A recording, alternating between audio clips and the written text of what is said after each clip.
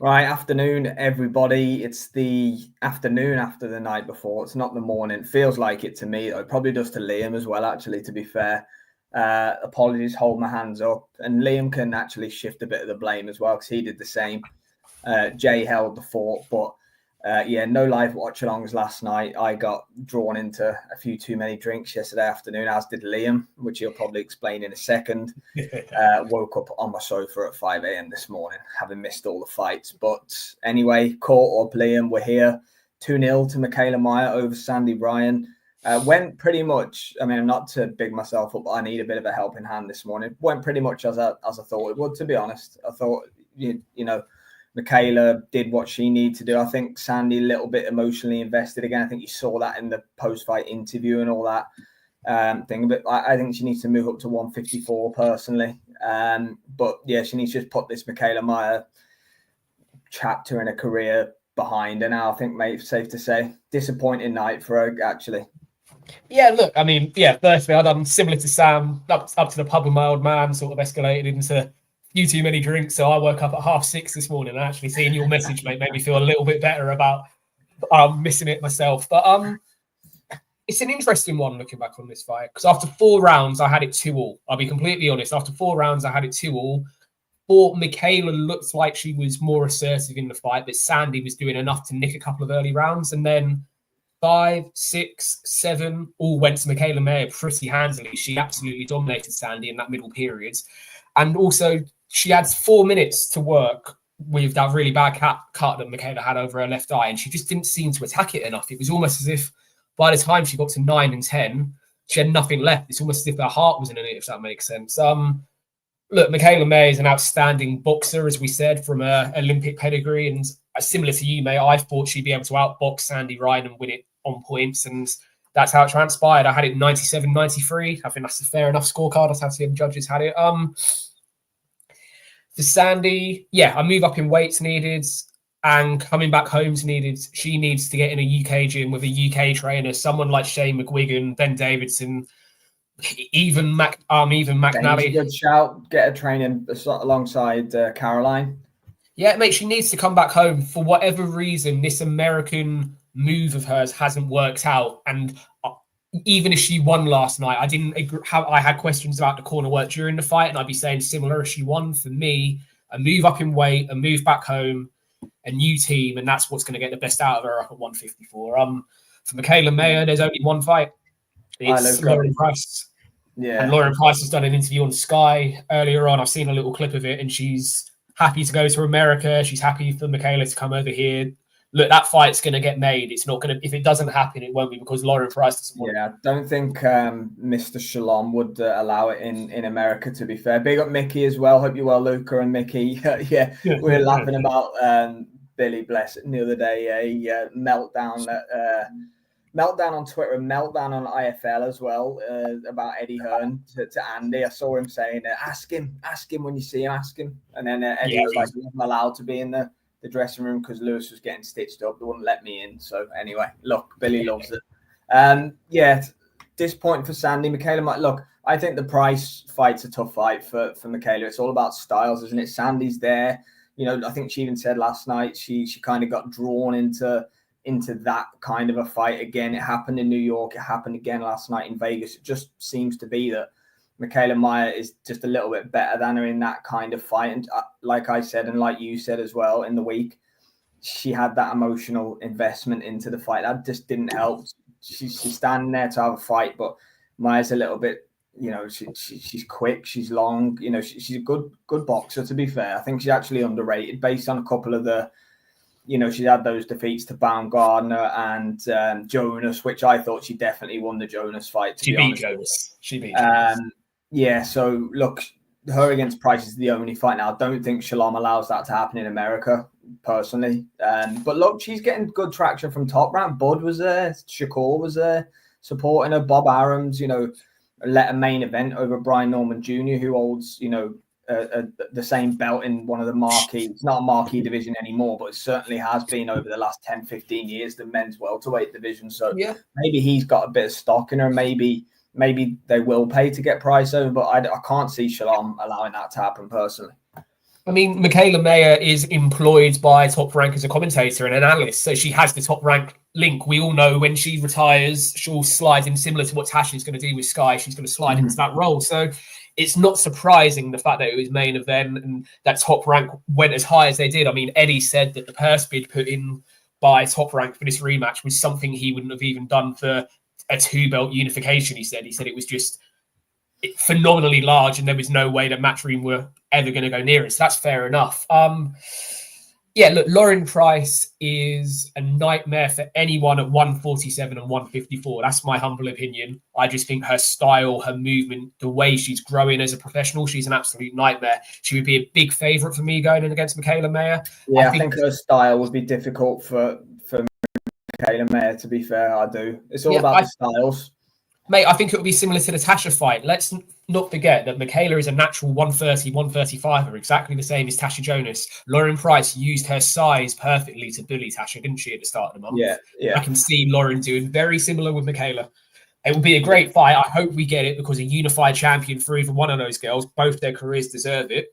But yeah, look, let's see. I think Ben, you say you don't see him allowing it to go to America.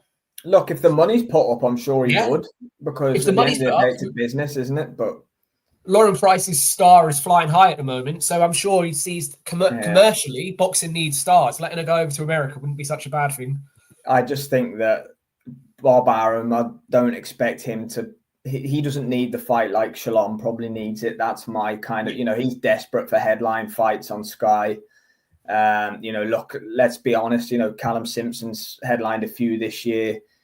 Jonas versus Price was a headliner, wasn't it? We've got Whittaker Cameron, which obviously is going to do well coming up on Easter Sunday, haven't we? But the headliners the boxer have are they obviously don't have the depth of the other promoters, but well, that's fine. But I know Sky show Top Rank fights anyway, so it's not really a Sky thing. I think it's more of a boxer thing, and I think Lauren Price will want boxer to back her and get it on home soil more than anything, because their flip of the script will be, well, Sandy could have been given the fight in New York. I don't think she could have got given it last night, but New York was close. I definitely thought. Luke says Ben was about taking Whittaker to us. Could do that. Well, yeah, that's true actually, because if he beat Cameron, he was having that America fight, wasn't he? In a parking lot. Yeah, that's a good point as well, Luca, about Bob's meltdown after Taylor Cattrall too. Look, I mean, it's all we're sitting here speculating. We want to see the unification fight. Lauren Price has 3 of the 4 belts, so you'd imagine home advantage if it's going to go to one of the girls should go to her. But look, Ben Shalom actually going into bat for his fighters is a very different thing and something he hasn't always been confident doing. So we'll see what happens. But look, it was a professional performance from Mikaela Mayer. She done the job she needed to do. She sort of allowed it to become a bit of a trade-off in the first 4 rounds, which is why I had it level. But like I say, 5, 6, 7, and 8, she was back in control of the fight. And then as the last couple of rounds, she was more concerned with protecting her eye and probably making sure she didn't get stopped in a cut rather than anything else, wasn't she? Yeah, no, definitely. No, I didn't see that, Luca, but I'll have to watch that. Have you seen it? I have seen that, Luca. It's fantastic. Mate, Bob doesn't care, man. He's what, like 94 or something. Like, yeah, if he don't like it, he ain't gonna. And you can't even go back at him, can you? Really, he's Bob Arum. You go, what can you physically say to Bob Arum? What fight did he not promote? Like, what was it? The Thriller in Manila with Ali? Did he not? Yeah, he's been going for that long. So yeah, you can't say nothing to Bob Arum, can you? Zepeda, mate, against Farmer. You called him to win on points. To be fair to you, did you see it and did you have any thoughts on it? Tevin's just obviously a bit of a thorn in his side, isn't it? Look, I said during the week that if Zepeda wins on points, I would like to see it be a 12-0 shutout, an 11, something like that. It wasn't. It was close again. Farmer came very, didn't he? It was a majority decision. 114, 114, 115, 113, 116, 112. I mean, I think 115, 113 is where I scored it. I didn't do a proper scorecard, but watching it, I think I had it 7-5, but it wasn't convincing again. I don't know what it is. William Zepeda just seems unable to move through the gears last night. He stayed in core fight's a bad one for him, isn't it? When you watch it was 22 rounds he's done with Farmer, isn't it? Because it was a 10 in Saudi, but Tevin's good and he's awkward and he's got the Philly shell. We know what Tevin does. Former world champion at super feather, but Shakur's a different ball game, isn't he? So I don't see Oscar being in a rush to do that. Look, I've always said that Shakur would beat Zepeda quite handily, and it's always been something that's been met with a bit of reservation. But these last two performances just enhance that claim for me. Shakur Stevenson outboxes and stops William Zepeda late in a fight. That's where I'll go with it. I think Zepeda's been found out, and if you can't deal with Tevin Farmer twice and you're squeaking points decisions, someone like Shakur Stevenson's going to have an absolute field day with him. Yeah, I think so. Easy enough routine knockouts for Norman and Carrington. So Brian Norman, Jr., first of all, then what do we think? Surely he's got to have one eye on Atlantic City on April 12th. Look, I'm going to get... Sorry, Lim, the IBF are going to call the Mando, aren't they, from Donovan and Crocker rematch? So look at that. I mean, unifications trump Mandos, though, don't they? They do, yeah. Look, we don't have Jay for the controversy today, so I'm going to do it. That Brian Norman I saw for 3 rounds last night would get beat by Conor Benn. I'm going to be honest. He was sloppy, mate. He was taking punches from Chavez that no head movement. He was taking punches in the first couple of rounds that were, no world champion should be taking. And then he's got a stoppage, yes, but have you seen the stoppage, mate? He basically, Chavez gets knocked down, he gets up, and he just swallows it. He doesn't give the ref any... look, he's had his maiden world title defense, but if the claim I made in the week has been proven again, Norman Jr. is a champion because of how the division has ended up, with the fighters moving on rather than because he's that good. And he loses. Was elevated, wasn't he? He beat Santillan for the interim, and then Bud obviously moved up to 154, didn't he? So he got elevated. But yeah, look, I think Boots or Stanionis would. I mean, obviously we'll preview in a couple of weeks. I think Stanionis have got a very good chance of beating Ennis. Honestly, I think it's going to be a good fight, that one. Yeah, look, Boots beats him, Stanionis beats him, Barrios beats him, and yeah, Conor Benn would beat, from a British point of view, because that was being discussed at one point, Conor Benn would beat him.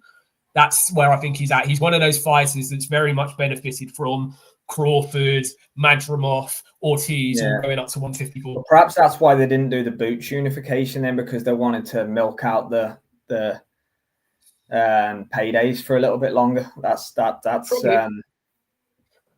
a potential. I mean, Shushu was the person I was most impressed with last night. I really rate him. Mate, you've got an opponent there that's lost before, but he's never been dropped, never mind stopped, and he managed to drop him 3 times, and then the ref sort of jumped in and done a mercy stoppage. But it was systematic and clinical. We need to see bigger tests for him now. That's where I'm at with Shushu. I want to see bigger tests from him. I was impressed, but let's see him now in against a bit of a killer, someone that has ambitions of winning as well. That's what we're going to find out. He rocked the mic. He called out Fulton. He called out Ball. He called out Espinoza. He's calling out all the champions apart from Angelo Leo, I think, who's fighting in Japan soon anyway. He's got a fight. I need to see more from Lewis in the rematch next time. Surely he can't be, I mean, according to Billy, he can't fight that bad again. But look, maybe Paddy Donovan's just excused upon the real deal. Maybe he just is, because that wasn't competitive. I mean, at Luca, as you know, I'm with you. I picked Lewis Crocker to stop him in the first fight, but I won't be picking that in the rematch. I can tell you that here and now. Paddy beats Norman Jr. Lewis, I think, would probably Paddy had stopped Norman, I think. Would have a war and struggle. I think Lewis Crocker, it would look like the Conor Walker fight if he fought Norman Jr. It would be a fantastic fight, but he'd make heavy weather of it, if that makes sense. Yeah, look, you don't know what's going to happen. Like you say, unifications trump Mandos, but we're talking about the IBF. So the IBF do what the hell they like, and they would strip Boots if he's not going to, and give it to the winner of the Crocker Donovan rematch over making a unification. That's just how batshit they work at the IBF. But yeah, Norman Jr. beat what was in front of him, but I wasn't impressed with what it was pretty much right at the end of the third round. So the 9 minutes, I wasn't impressed with the 9 minutes I saw of him. That's me being really honest. I just think he's world level, but he's not an elite world level fighter, if that makes sense. Yeah, no, definitely. I think that's fair for sure. Any other action last night, mate, that we've missed or that we need to gloss over, or is that pretty much it? That's all I can That's think pretty much of. it. I mean, just looking back on Friday night quickly, I think I watched the Pat Brown performance back, and actually it was I'm more impressed watching it back. Yeah, I think we're a little bit harsh on him in the immediate aftermath as well, to be fair. They've gone in. Look, it's a professional debut, and they've not picked, a Binman with a complete 6-48 record. They've actually picked someone that can punch and that has a bit of something about him. So you've got to give him credit for that. So yeah, I think a bit harsh on Pat Brown. Happy to hold my hands up and say I am impressed having watched that performance back. The Cameron Vong performance also looks fantastic on a watch back. Not the first 3 rounds, but once he figured out the Jordan Flynn puzzle, if you watch it back, mate, watch the way he manages to just pull down Jordan's backhands, because the first 3 rounds, Jordan's backhand was absolutely leading the dance. As soon as Cameron makes a slight adjustment and he's able to block the backhands, Flynn loses his rhythm and Cameron's able to take over. We need to see the Gwyn rematch next for Cameron Vong. There's no other fight now. You have to go back and right that wrong. Yeah, they'll do that. Eddie said something about that. I'll have to catch that, Luke, or I didn't see it. It stopped around 30 seconds early. God, that a minute and a half round then, was it? Yes. Jeez. I tell you, my other big, I mean, not staying up, so it wasn't as big an issue as it would have been. Between Carrington's fight finishing and then Brian Norman's fight starting was nearly an hour and a half last night. And that was the next fight? Yeah, so basically there was the prelims, which was headlined by Norman Jr.